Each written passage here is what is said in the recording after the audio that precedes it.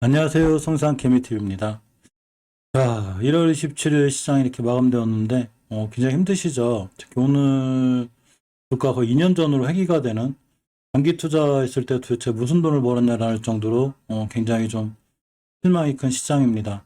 사실 여러 가지 이유가 있죠. 이게 대외적인 영향이 크기 때문에 실질적으로 외국인들이 우리나라 시장에서 엄청나게 많은 물량을 매도했습니다. 거의 2조 정도 가까운 투매 물량이 나왔어요. 한국 증시가 2년 전으로 급락을 했습니다. 14개월 만에 최저치를 기록했고 FOMC 여파가 꽤 크죠. 특히 처음에 FOMC 회의 결과 나올 때 이 정도까지인지는 몰랐는데 그 후에 일어난 기자회견이 있어요. 이 기자회견에서 최소 몇 번 정도는 금리 인상을 할 거다라는 좀 강력한 이 제롬 파월의 의지가 있었기 때문에 더더욱 우리나라 시장, 특히 미국 시장, 더군다나 아시아 시장 전체적으로 크게 많이 떨어졌습니다. 일본 시장도 3% 가까이 급락했죠. 그만큼 굉장히 안 좋은 시장 영향이 있었습니다. 이 연준 발표가 확실히 시장 영향을 주고 있죠. 올해 금리 인상이 거의 7회까지 전망이 나오고 있죠. 사실 처음에 발표가 나올 때까지만 해도 큰 영향이 없을 줄 알고 어제 미국 시장이 좋았고 선물 지수 좋았는데 이 결정적으로 이제 그 발표가 끝난 후에 개별 회의 그 인터뷰에서 갑자기 금리 인상 가능성을 물었는데 여기서 최대 7회까지 추가로 더 금리 인상을 할 수 있다는 이런 강력한 발언이 나옴으로 인해서 상당히 시장이 크게 흔들렸습니다. 실질적으로 미국 금리 인상은 전 세계 시장에 악영향이 되기도 하죠. 특히 이제 우크라이나하고 러시아 사태에 대해서 조금 촉각을 세우고 있는데 이 부분은 조금 완화가 되지 않을까 싶어요. 일단 미국 쪽에서 우크라이나 사태 관련해서 러시아에 서면 답변을 전달했습니다. 이제 정답은 러시아에 있는 것 어떻게 나올 건가? 자, 원칙적이고 시운적인 평가를 담았고 우크라이나 군사 배치를 좀 투명화하자 이런 얘기들이 담겼다고 합니다. 이 리스크가 사실 상당히 크다고 생각을 했는데 결국은 이제 FOMC 회의록에 대한 결과가 굉장히 시장에 악영향을 미치고 있지 않나 생각해 보고 항상 언제까지나 주식이 올라가지만은 않듯이 우리가 코로나 사태를 잘 이겨내고 돌아섰듯이 언젠가는 우리나라 시장도 반드시 좋은 날이 오고 이럴 때일수록 좀 멘탈 잘 잡고 버티는 게 중요하다고 생각합니다. 자, WTO에서 미중 관세 분쟁에서 중국 손을 들었습니다. 미국은 이제 매우 실망스러운 결정이라는 이제 얘기가 있는데 잠깐 살펴보면 세계무역기구 WTO죠. 26일 중국이 미국에 매년 6억 4천억만 달러, 우리나라 돈으로 7,730억 정도가 됩니다. 여기에 대한 이 상계 관세를 부과할 수 있도록 WTO에 승인을 했고 중국 손을 들어준 결과가 났습니다. 자, 이런 게 증시에 영향을 미치진 않겠지만 어쨌거나 어느 정도 좀 챙겨봐야 되는 세계적인 이슈가 되고, 자, 오미크론이 거의 1만 명대가 넘어서는 굉장히 확진자 수가 생기고 있는데 더 세게 들어왔습니다. 저도 깜짝 놀랐습니다. 자, 스텔스 오미크론 변이라는 이런 게 일본에서 27건이 확인이 됐고 굉장히 강하게 전파가 되고 있습니다. 물론 치명률이라든가 이런 거는 크진 않지만 어쨌거나 또 새로운 변이 오미크론이 나오면서 이 코로나가 계속해서 변이되고 있는 자 이런 모습이 됩니다. 환율도 거의 1200원대를 찍었죠. 자, 이 파월 때문에 환율이 1년 반 최고인 1200원대를 찍었는데 사실 예전에도 환율은 그 정도를 찍었었어요. 보시게 되면 환율이 이렇게 자 원달러 환율이죠. 1202원대를 찍었습니다. 예전에 코로나 때 환율이 거의 1310원, 1295원대를 찍었기 때문에 자 그때만큼 올라갈지 모르긴 하지만 어쨌거나 그 정도가 되면 주식시장이 거의 많이 무너질 거고 자 그럴 때 현금을 가지고 계신 분들은 오히려 중요한 또 매수 타이밍이 되기도 하죠. 우량주라든가 좋은 주식을 기준으로 그런 종목을 매수해 놓는다면 시장이 살아날 때 오히려 거꾸로 큰 수익을 거둘 수 있습니다. 보통 시장에서 큰 수익을 거두시는 분들은 주식시장이 잘 살아날 때 거두기도 하지만 폭락했다가 다시 돌아나갈 때 이럴 때 큰 수익을 거두기도 하죠. 그러니까 폭락장이라는 게 누군가에게는 안 좋긴 하지만 누군가에게는 새로운 기회의 장이 되기도 합니다. 현재 해외지수, 선물지수를 보면 아까 낙폭이 좀 줄었어요. 굉장히 컸었는데 일단 공포지수인 빅스지수가 아직은 1.50%대로 세긴 하고 선물지수가 좀 무너지긴 하는데 아까 막 1%대 이하 무너진 거에 비해서는 좀 그나마 완화가 되고 있는 편이라 오늘 미국 시장이 어느 정도 공포감을 이겨내고 좀 살아났으면 하는 개인적인 바람도 있습니다. 사실 시장에서 이제 매일 저희들이 살펴보는 게 제가 특징주를 매일 살펴봐요. 근데 이러한 특징주들이 무색할 정도로 시장에서 전혀 힘을 쓰지 못하고 있고 각종 호재라든가 이런 게 잘 먹히지 않는 시장이죠. 그렇지만 그래도 우리가 시황 정리를 통해서 꾸준히 주식 일지를 써나가는 게 굉장히 중요합니다. 자, LG엔솔이 따 상은 실패했습니다. 따를 갔는데 상은 실패했고 시초가 급등하자마자 바로 밀렸고 상장 첫날 15%를 하락했습니다.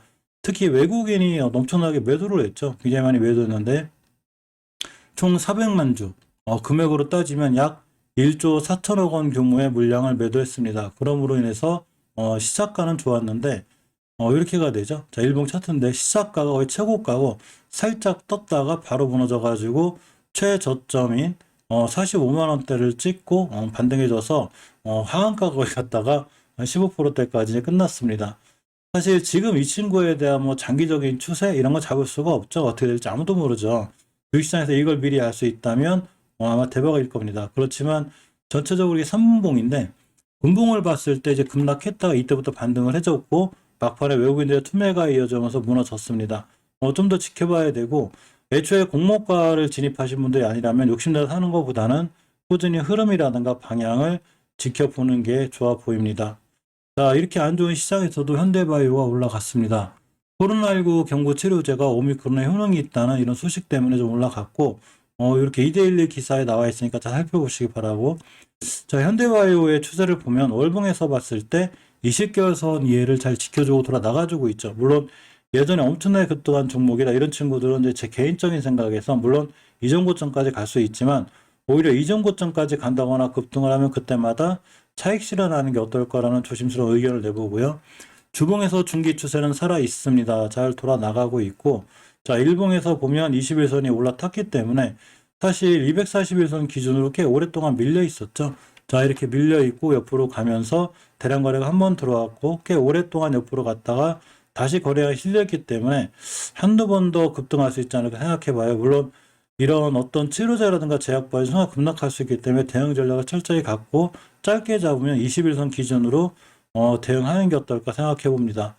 근간에 SV 인베스트먼트도 가장 잘 움직이고 있는데 사실 SV 인베스트먼트는 이 이면 매도 관련주로 잘 연결이 되어 있어요. 그래서 이면 매도가 코로나 치료제 3상 준비한다는 소식과 함께 SV 인베스트먼트가 좀 이제 급등을 해주었는데 사실 SV 인베스트먼트 같은 종목은 제가 예전에도 말씀드렸고 이렇게 242를 최초에 깨놓은 이 자리를 기준으로 꽤 오랫동안 밀렸습니다. 그러면서 자, 중간중간 매집봉 비슷한 게 들어왔는데 얼마 전에 이 앞에 있는 모든 거래량을 다 잡아먹는 대량 거래가 들어왔죠.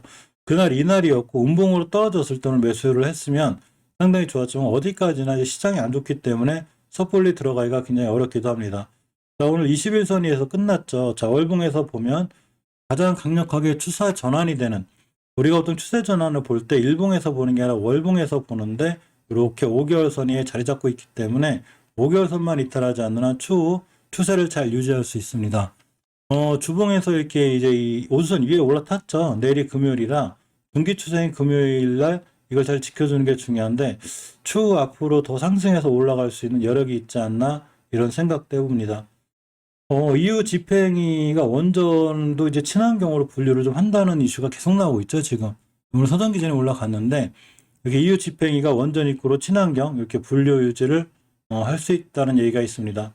따라서 오늘 원전 관련주들도 흐름이 좀 좋았는데, 뭐 깔끔하게 좋다기보다는 시황이 원체 안 좋기 때문에 살짝 올라갔다 떨어지는 분위기고, 자, 이렇게 보게 되면 한전산업, 우리기술, 일진파워, 부산파워 됐든, 이렇게 시장이 안 좋은데도 불구하고, 어느 정도 반등해 주었습니다.